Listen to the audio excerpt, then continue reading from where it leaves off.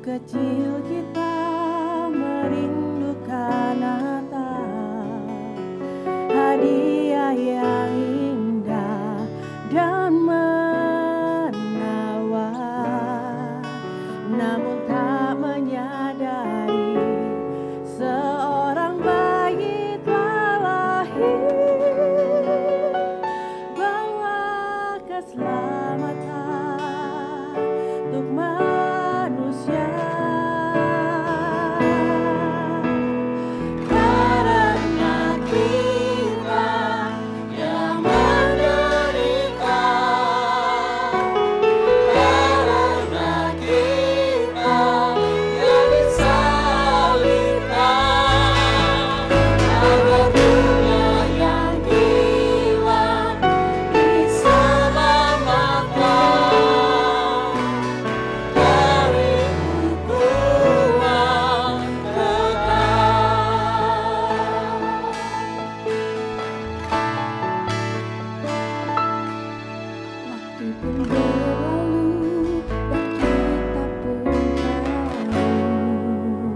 anugerah yang besar dari Bapa yang relakan anaknya disiksa dan disalibkan di bukit Kalvari karena kasih. Karena kita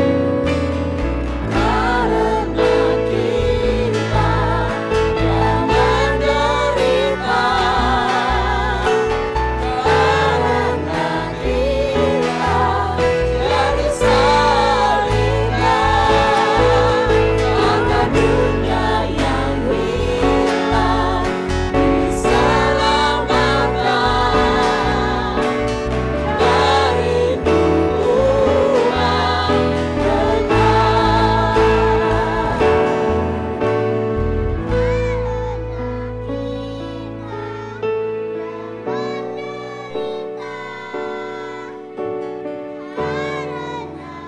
yang hilang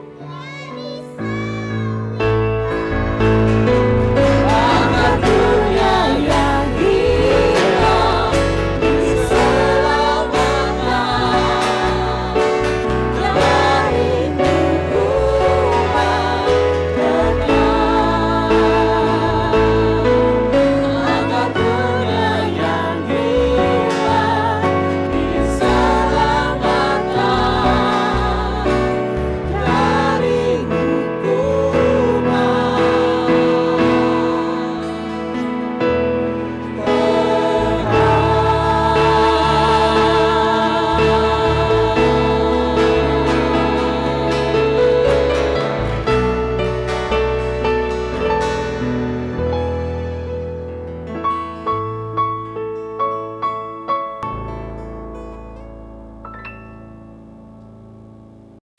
Shalom untuk jemaat Bali yang dikasihi Tuhan.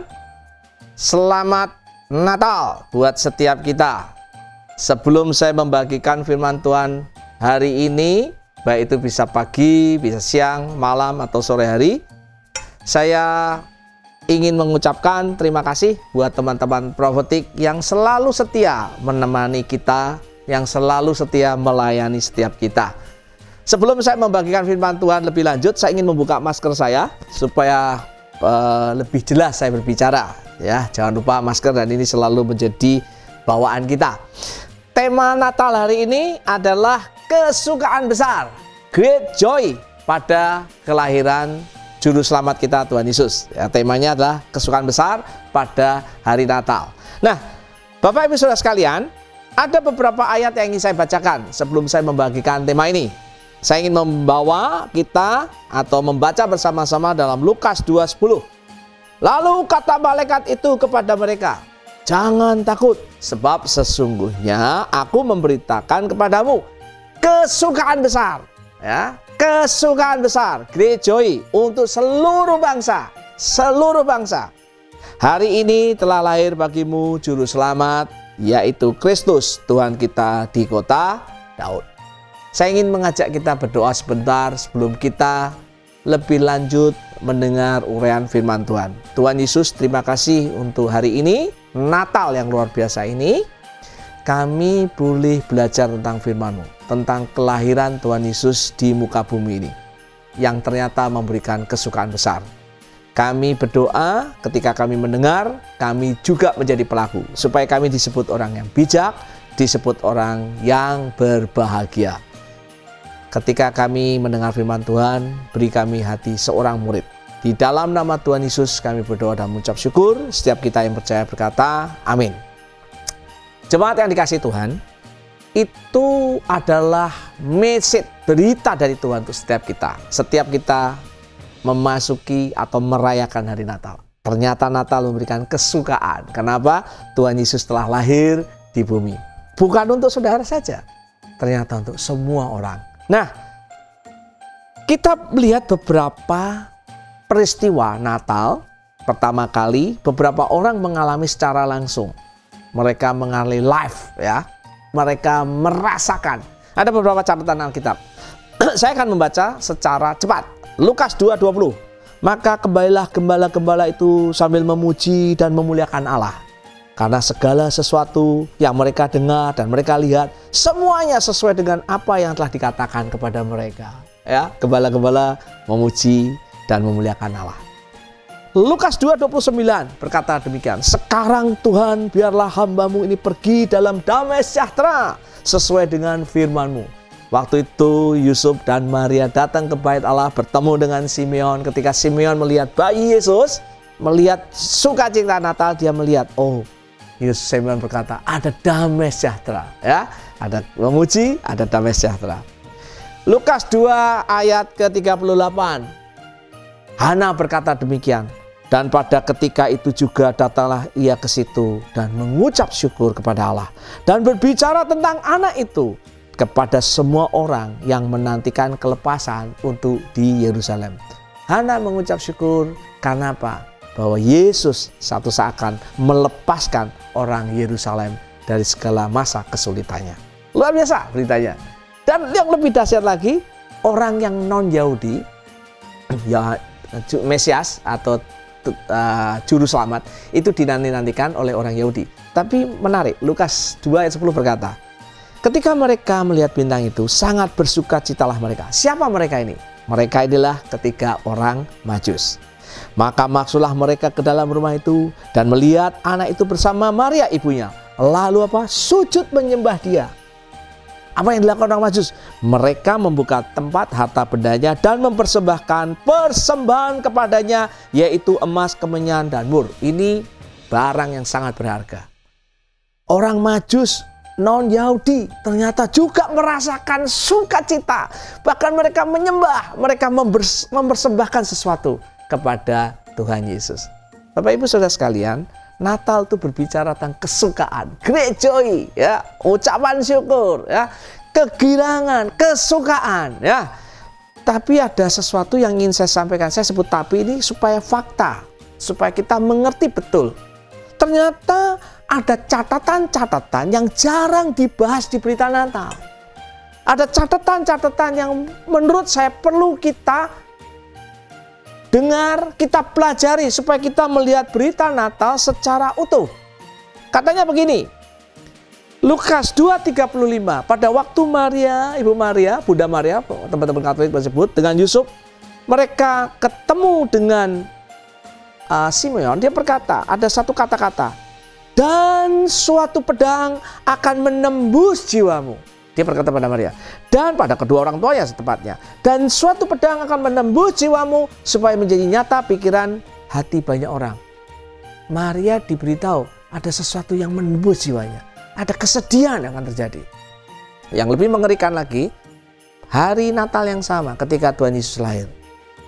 Matius 2:16 berkata demikian. Ketika Herodes tahu bahwa ia telah diperdaya oleh orang-orang Majus itu, orang Majus merasakan sukacita, merayakan kedamaian, merayakan hati menyembah, hati memuliakan Allah.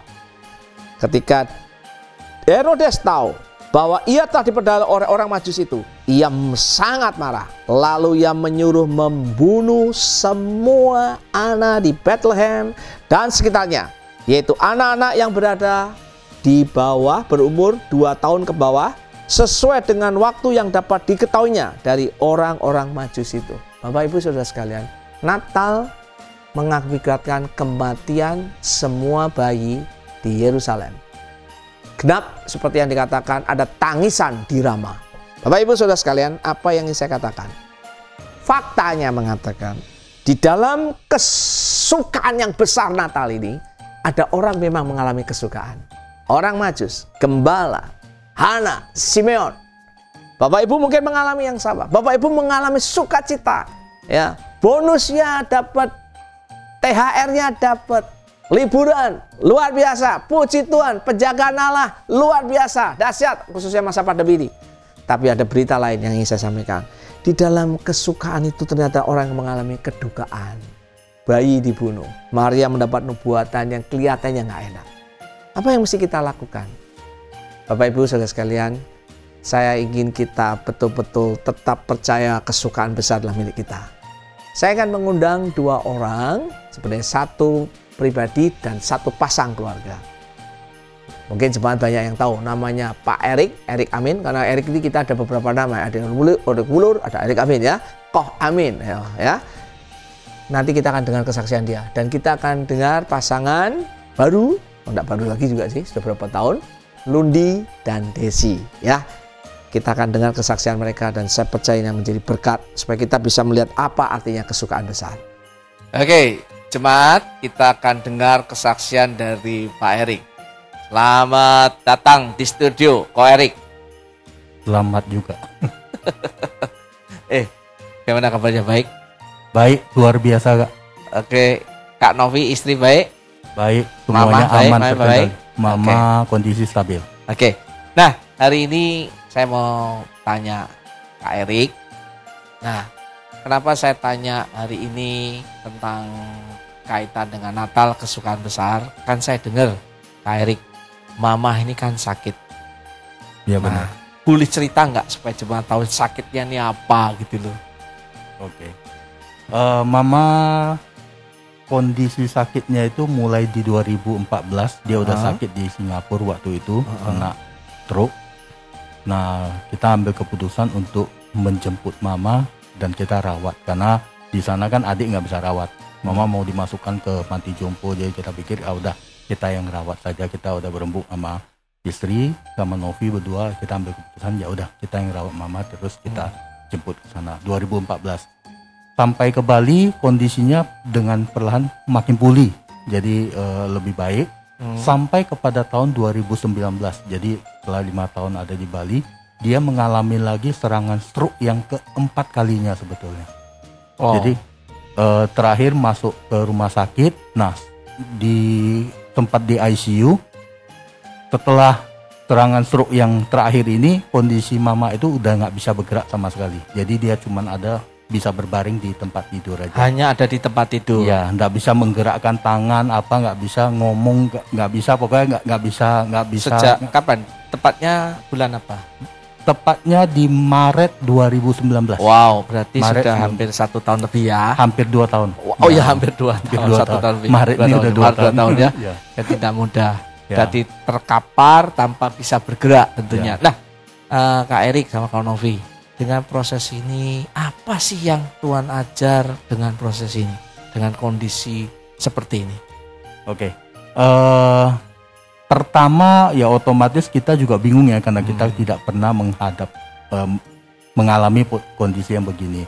Terus Mama juga tidak bisa ngomong, tidak bisa memberi reaksi apa-apa. Jadi kita sudah hampir 2 tahun ya kita bilang ya kita rawat Mama. Yang paling kita dapatkan atau yang Tuhan ajarkan untuk kita yaitu kepekaan. Artinya begini, kita belajar untuk mengertiin apa sih kebutuhan Mama yang terutama. Misalnya tanpa bicara. Ya, tanpa bicara, tanpa reaksi. Lagi. Ya, tanpa reaksi, tanpa bicara. Jadi mau nggak mau kan kita yang harus mengerti. Iya. Jadi dan bagaimana caranya supaya kita membuat Mama itu bisa nyaman. Kan kondisi dia berbaring terus. Betul. Bagaimana kita harus membolak-balikkan dia supaya tidak melepuh kulit punggungnya. Terus kondisi Mama juga kan nggak bisa makan. Oke. Jadi makannya cuma lewat sonde, selang yang dimasukkan dari hidung langsung masuk ke lambung. Wow. Jadi cuman bisa selama hampir 2 tahun ini mama cuman konsumsinya cuman susu. Jadi hidupnya itu ya dari susu mau dibilang. Cuman kalau susu kan kita harus atur jadwal minumnya. Betul. Beda dengan kalau kita makan makanan berat kan kita Betul. masih bisa kayak malam pagi baru Betul. baru ini. Nah ini enggak. Jadi tiap 5 jam kita kasih susu. Tiap sehari 5 kali. Setiap 5 jam terus malam. Ya, termasuk tengah malam. Oh, berarti kalian bergilir tidurnya 5 jam 5 jam Oh gitu? enggak. Jadi gini, biasanya mama kalau kita kasih susu pagi jam 8. Oke. Jam 8 pagi, terus siang jam 1, Oke. terus sore jam 6, Wow. terus malam jam 11, sama Oke. tengah malam sekitar jam 4. Wow. Jam 4, jam Mesti ada 5. yang bangun Harus itu ya. bangun, Kamu dengan ya. Novi mesti salah satu Harus bangun. gantian, jadi harus Oke. bangun. Jadi, Apalagi terus ya kita belajar untuk kita yang bagaimana membuat kondisi mama supaya dia nyaman, supaya dia bisa bertahan, supaya Oke. dia tidak mengalami ibaratnya gini ya, berkuranglah penderitaannya Oke, gitu. oke. Jadi kita yang belajar untuk kepekaan. Oke. Apalagi yang Tuhan ingatkan yang proses kalian menjaga mama ini? Oke. Terakhir ini ya baru nggak lama ini terakhir saya diingatkan tentang menghormati orang tua. Oke. Memang selama boleh bang mama ikut kita udah sekitar 5-6 tahun, tapi proses menghormati itu adalah proses di dalam. Oke. Saya mungkin merawat mama, mengasihi mama, tapi belum tentu saya bisa hormat sama mama. Oke. Jadi terakhir ini saya diajarkan untuk menghormati orang tua, dan memang sebelumnya saya udah dapat juga di dalam 10 perintah Tuhan menghormati orang tua itu adalah yang pertama. 3 pertama adalah manusia dengan Ya, 1 Tuhan, sampai ya, 4, 5 ya. sampai 10, Ya. 5 memang itu oke. udah menghormati orang tua. Betul, Jadi betul. itu Pertama ditaruh yang untuk manusia, hubungan ya. manusia Betul. itu ditaruh. Dan memang di situ ada janji berkat. Oke. Yaitu kamu diberkati dan berumur panjang. Jadi saya dapat yaitu saya harus respect kepada orang tua bagaimanapun juga dia orang tua saya. Kan gak ada dia saya nggak ada di dunia ini, kira-kira begitu. Nah, oke. Dan Terus lanjut. dan kalau saya nggak bisa menghormati orang tua, saya tidak mungkin bisa menghormati Allah yang tidak kelihatan. Oke. Dan saya tidak bisa menghormati pemimpin yang di atas saya, karena itu basicnya gitu loh dasarnya. Nah, dengan kaitan Tuhan ajarkan menjaga orang tua, peka, menghormati orang tua, berkat apa sih Erik dan Novi terima dalam proses ini? Oke. Kalau berkat ya secara emosional kita lebih ada damai sejahtera. Artinya walaupun dengan kondisi mama yang begitu, tapi kita tetap ada. Maksudnya Kasih kadang-kadang karunia. lihat mama bisa nyaman, bisa tenang, kita udah senang gitu loh. Oke. Pokoknya dia nggak susah, nggak ini aja kita udah Ada senang. sukacita Walaupun lah. dia nggak bisa senyum, Oke. senyum aja nggak bisa. Tapi ya kita udah ada satu paling tidak saya sebagai anak saya udah melakukan Oke. bagian saya. Nah itu satu berkat yang buat saya ya pribadi. Kedua, secara jasmani, secara finansial juga selama setahun ini boleh bang ada pandemi ya. Orang bilang usaha turun Sulit, segala macam. turun. Ya tapi yang saya percaya kalau kita melakukan apa bagian kita, di tempat kerja saya malah naik omset 20%. Oh iya? Oh, Ya. sorry. Kamu jualan makanan atau jualan Enggak, apa? saya jualan Teknologi? pipa. Oh, pipa. Jualan Cemat. Pipa. Jualan pipa. Jadi pipa Pipanya jadi lebih enak rasanya di pandemi lebih enak gitu ya. saya juga nggak ngerti, bos saya juga nggak ngerti kenapa bisa naik, karena hitungannya begini ya, properti kan turun. Betul. Ya, keuangan juga orang juga susah ya Oke, kan. oke. Nah, kenapa kok bisa naik? Ya saya cuma bilang, kemarin bos saya datang, saya cuma bilang satu, ya semua karena yang di atas, semua karena Tuhan. Betul, Memang betul. ada bagian juga di kantor kita setiap hari juga kita ada bacakan firman dan doa. Oke. Dan saya percaya ya bagiannya Tapi saya kamu merasa itu kaitan dengan orang pasti tua. ada dengan orang tua. Relasi Karena antara menghormati bagaimana orang Tuhan mau tua. memberkati saya. Betul. Iya kan? Ada tempatnya, ada salurannya Ya, lah. ya. Pas menghormati, Tuhan memberkati. Ya, dan yang terjadi kalau yang saya baca dari analisanya, yaitu kita kan second layer produk yang kita pegang. Jadi kalau dengan kondisi pandemi yang terjadi, biasanya orang cari yang utama sekarang turun ke second layer. Dari kamu yang dapat berkat ya ketiban rezeki lah. Oke, baik. Dengan proses orang tua kesulitan, jadi yang Tuhan ingin ingatkan mengaitkan dengan Natal tahun 2020 ini dan tahun 2021? Apa sih yang Tuhan sedang ingatkan kamu dan Novi sebagai keluarga? Oke. Kalau secara manusia kita mengalami sesuatu kesukaran, mungkin kita akan merasa, loh kok begini ya, kenapa Tuhan izinkan gini terjadi ya. Tapi kalau kita setia menjalankan prosesnya, pasti ada hal yang baik di belakangnya itu. Memang tidak gampang menjalani proses hari demi hari. Tapi kalau kita setia, itu pasti ada. Dan janji firman itu pasti akan digenapi. Iya dan amin. Ya, pasti digenapi. Pasti ada berkat, bukan hanya jasmani ya. Iya. Ada damai sejahtera, Ya, ada ada sukacita dan damai sejahtera. Seperti saya paling tidak, ya saya sudah melakukan bagiannya saya. Saya dikasih kesempatan. Kalau saya bilang bukan beban, saya dikasih kesempatan untuk merawat mama, merawat orang tua. Thank you Kak Erik. Saya percaya kita dapat berkat dalam proses ini. Selamat datang Kak Lundi, Kak Desi di studio kami. Kabarnya baik-baik semua, Lundi? Baik. Des? Puji Tuhan sudah sehat Kak. Oh, sudah sehat. Coba mungkin tangan kaget. Desi berkata sudah sehat. Nah, ini ada kaitan dengan apa yang akan kita dengarkan. Karena Lundi dan Desi selama beberapa waktu yang lalu, tepatnya berapa lama? 2 minggu yang lalu, 3 minggu yang lalu, mereka kena penyakit yang lagi favorit di Indonesia. Nah, COVID-19. Nah, saya mau tanya nih, bagaimana perasaanmu ketika kena COVID ini, Lundi? Silahkan. Perasaan yang saya alami pertama itu ada ketakutan, kaget dan panik. Apa? Kaget dan panik? Panik. Oke. Kalau Des perasaan apa, Des? Kalau saya juga sama ya, takut, stres juga. Banyak yang bilang jangan stres nanti imunnya lemah gitu. Cuman mau dicoba nggak stres itu nggak bisa, tetap stres terus, banyak pikiran-pikiran negatif muncul, terus ya bayang-bayang kematian itu ada gitu, karena kan pemberitaan di TV sama bulan ini lagi tinggi-tingginya ya gelombang kedua kasus COVID-19.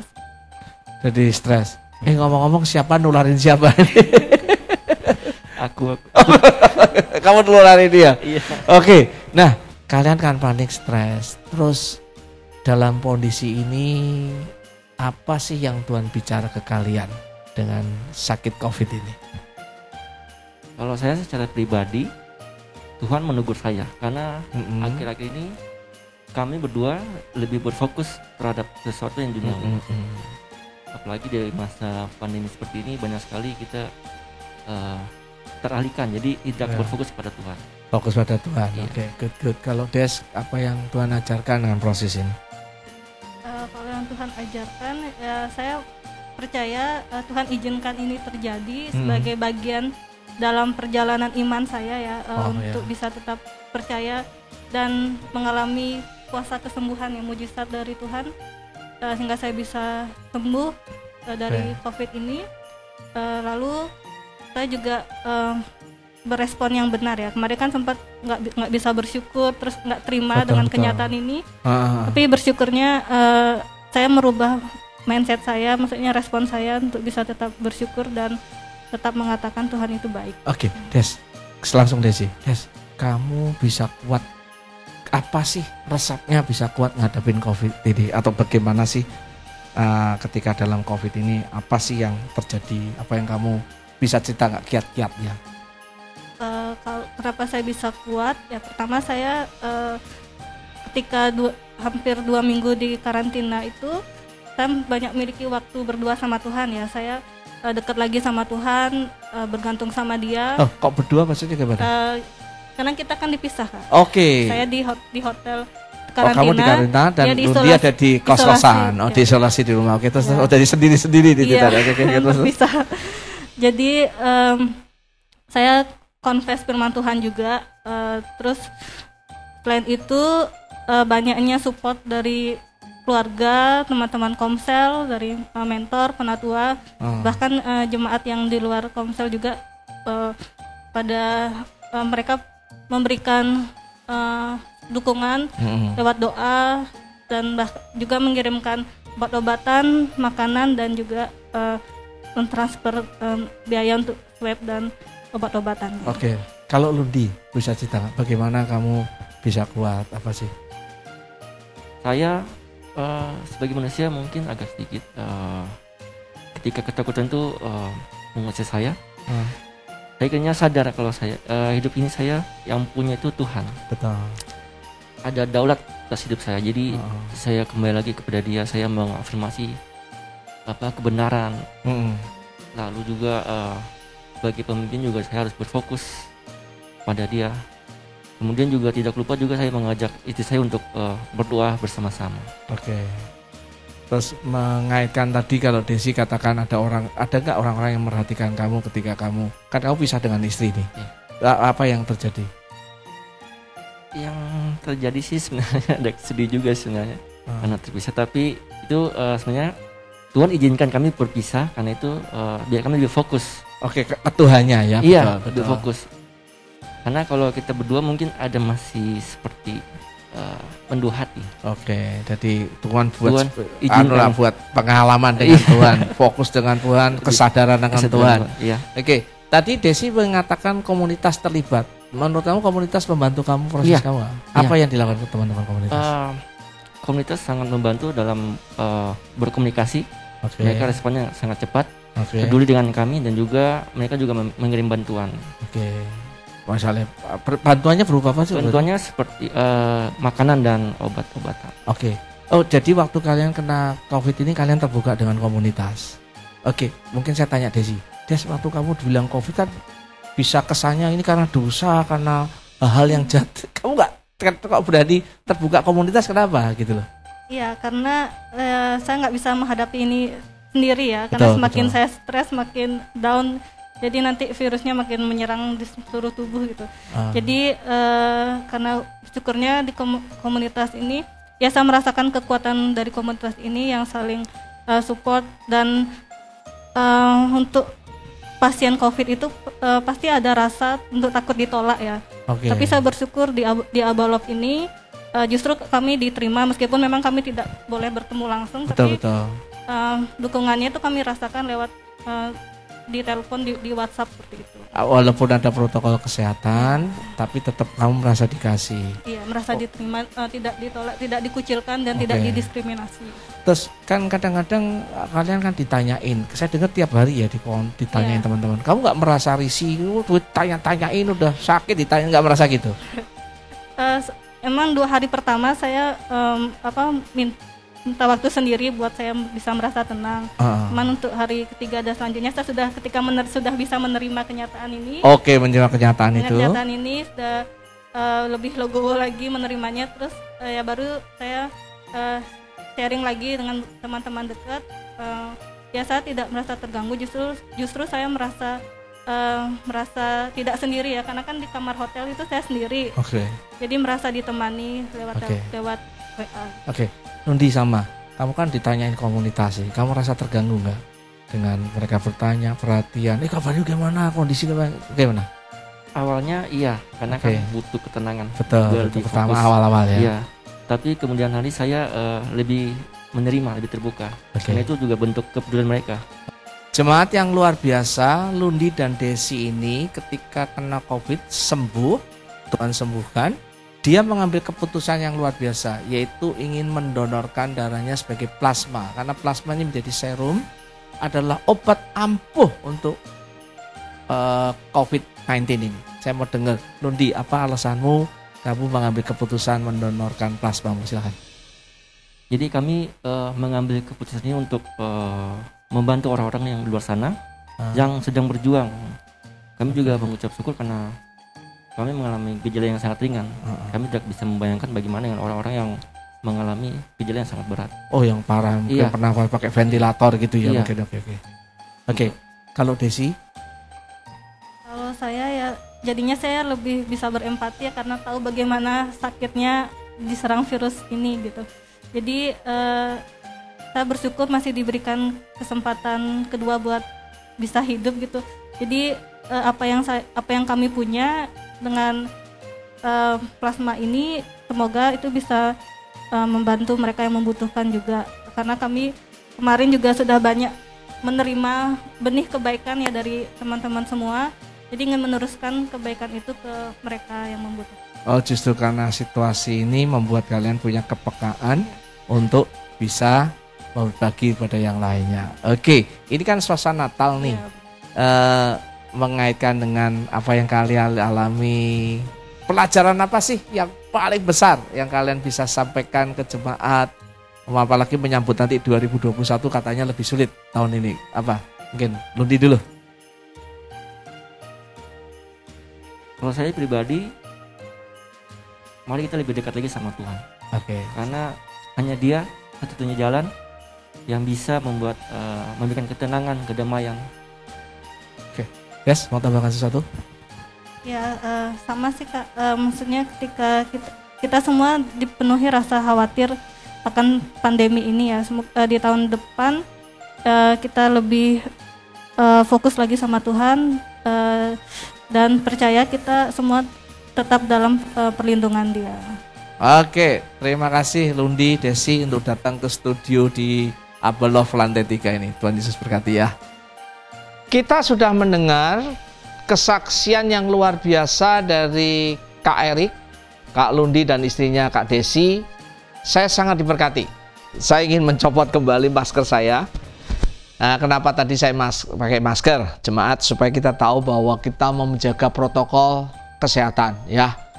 Walaupun dalam studio kami tetap menggunakan masker karena kami bertemu, berdiskusi ya, berdialog ya. Jangan lupa nih. Kenapa saya katakan ini sebelum saya mengakhiri khotbah ini? Hari-hari ini di Bali cukup signifikan peningkatan yang terinfeksi COVID dan pemerintah bahkan membuat peraturan mulai tanggal 18 Desember sampai 4 Januari itu kalau masuk ke Bali harus memakai swab atau rapid antigen. Jadi ini serius sekali. Jemaat, Anda melakukan proses tahun baru dan Natal ini dengan keluarga, dengan sahabat teman. Saya mengingatkan sebagai penatua, sebagai pemimpin saudara di dalam kerohanian, tolong gunakan masker dan hand sanitizer, cuci tangan dan sebagainya. Nah, saya akan mengambil kesimpulan dari apa yang disaksikan oleh Kak Erik, Kak Lundi, dan Kak Desi. Saya menyimpulkan ada 4 hal yang besar supaya kita mengalami kesukaan besar. Ada orang yang langsung mengalami kesukaan besar dengan luar biasa. Tapi ada orang-orang tertentu kelihatannya tidak mengalami kesukaan besar. Justru kedukaan yang tadi saya ceritakan. Tapi dengan baik-baik, kedukaan itu ternyata hanya sebuah proses penundaan kesukaan besar. Anda semua bisa mengalami kesukaan besar. Great joy karena kedatangan Tuhan Yesus, kelahiran Tuhan Yesus adalah memberikan kesukaan besar. Great joy kepada siapa? Maaf, bukan hanya Anda pribadi, keluargamu bukan, komunitasmu bukan. Seluruh dunia, komunitasmu dimanapun kau berada. Kalau hari ini kau mengalami kesukaan besar, saya ingin mengingatkan. Kalau hari ini kau mengalami kedukaan, kesukaan yang tertunda, saya ingin mengingatkan 4 hal. Pertama, percaya bahwa Allah itu baik dan bukan hanya baik, Dia Allah yang benar. Saya ulang, Allah yang benar. Dia hanya bukan God is good, God is right. Tuhan itu benar terhadap janji-janjinya. Hari ini Natal di tengah-tengah pandemi COVID-19, di peningkatan yang luar biasa, saya ingin mengatakan tetap Allah ingin memberikan kesukaan besar untuk setiap kita. Saya ulang, setiap kita, setiap pribadi kita, setiap keluarga kita, komunitas kita. Allah itu benar terhadap janji-janji. Yang kedua, saya ingin mengingatkan, Kak Erik mengingatkan, Desi mengingatkan, mari kita tetap setia akan janjinya. Tetap setia dengan janjinya, tetap percaya dengan janjinya. Apapun yang dialami percaya. Erik percaya dengan janji Allah. Ketika dia menghormati orang tuanya, dia akan dapat berkat. Berkatnya bukan finansial. Bukan hanya finansial. Damai sejahtera. Saya nggak bisa bayangkan orang tua nggak bisa apa-apa hampir selama 2 tahun ini. Bulan Maret nanti 2 tahun. Saya bersyukur Erik punya istri Novi, saya kenal pribadi, saya pikir luar biasa, mereka bersepakat berkorban, menghormati orang tua. Terima kasih jemaat komunitas sel, terima kasih teman-teman mentoring Lundi Desi, terima kasih teman-teman pemimpin yang sudah mendukung ya, mengingatkan setiap hari, mendorong Lundi dan Desi ya, untuk mereka bisa belajar untuk Desi dan Lundi menjadi setia ya, luar biasa. Tetap setia pada janji-janjinya, tetap setia kepada apa yang Tuhan ingin katakan pada setiap kita. Hari ini kita dengar ada kesukaan besar. Hari ini kita dengar ada sukacita besar, ada syukur besar.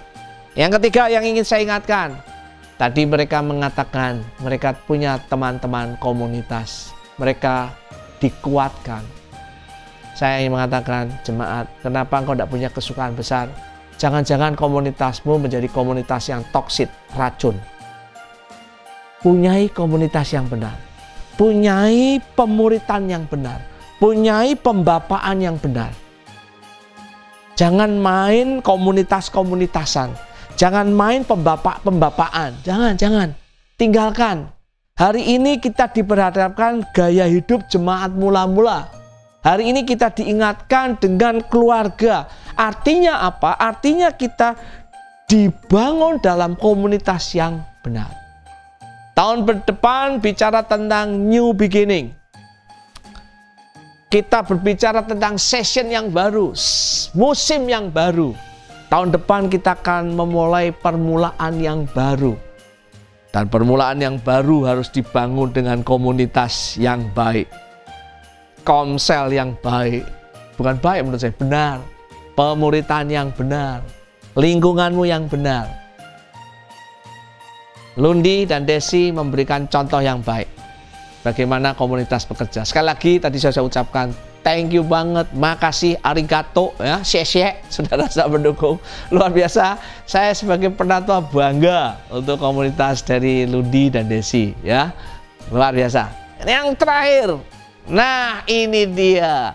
The great joy, kesukaan besar bukan hanya untuk kita. Saya ulang lagi, untuk dunia, untuk komunitas kita yang paling kecil ya. Tetangga kita. Untuk lingkungan di kantor kita, untuk lingkungan kita ditempatkan Tuhan. Percaya ketika kita mengalami hari ini, atau mungkin kedukaan seperti Kak Erik, seperti Lundi dan Desi, bisa jadi berkat. Walaupun mereka belum diterima donor plasmanya, saya dengar ya, tapi Lundi masih diberi kesempatan. Desi katanya pembuluh darahnya terlalu kecil ya, tapi mereka punya sikap yang luar biasa. Buat saya itu heroik banget, top Marco top banget ya. Jemaat, mari kita punya kepercayaan, punya iman, kita bisa jadi berkat buat orang lain. Saya percaya ketika kita mempunyai 4 prinsip ini, ingat bahwa Allah itu benar. Ingat bahwa ketika kita mengalami sesuatu, kita belajar setia ya. Belajar untuk percaya kata lainnya. Ingat kita dibangun dengan komunitas yang benar, membuat kita hidup kita benar. Yang terakhir, percayalah bahwa engkau bisa memberitakan kesukaan besar dengan kesaksian hidupmu. Saya ingin kita berdoa bersama-sama. Saya tidak ada pertanyaan atau diskusi, tapi hari ini silahkan kelompok masing-masing, keluarga, komunitas, ngobrol setelah kita mendengar firman Tuhan. Diskusikan. Ceritakan tentang kesukaan besar ini. Tidak ada tema, tidak ada pertanyaan yang saya berikan, tapi saya ngajak kita berdoa. Tuhan Yesus, terima kasih untuk jemaat Abaloh di Denpasar atau Bali ini. Kami percaya, khususnya dalam masa-masa pandemi ini, kami dengar secara ekonomi kami cukup mempunyai terpengaruh dengan besar. Bahkan mengatakan ada minus 13. Mungkin buat kami minus 13 kami tidak tahu artinya, tapi kami merasakan secara income. Kami merasakan secara tekanan, kami bisa merasakan secara ketakutan-ketakutan yang kami dengar. Tapi kami percaya hari ini adalah hari Natal, hari kesukaan besar. Kami berdoa, anakmu berdoa, anakmu percaya. Engkau memanggil kami sebagai orang percaya supaya kami punya kesukaan besar. Tuhan Yesus yang sudah lahir dan bukan hanya lahir sebagai bayi. Seperti lagu yang kami tadi nyanyikan. Dia datang atas setiap kami supaya kami punya kemenangan besar. Supaya dia menderita, dia mati di kayu salib. supaya kami merasakan sukacita Natal yang sebenarnya.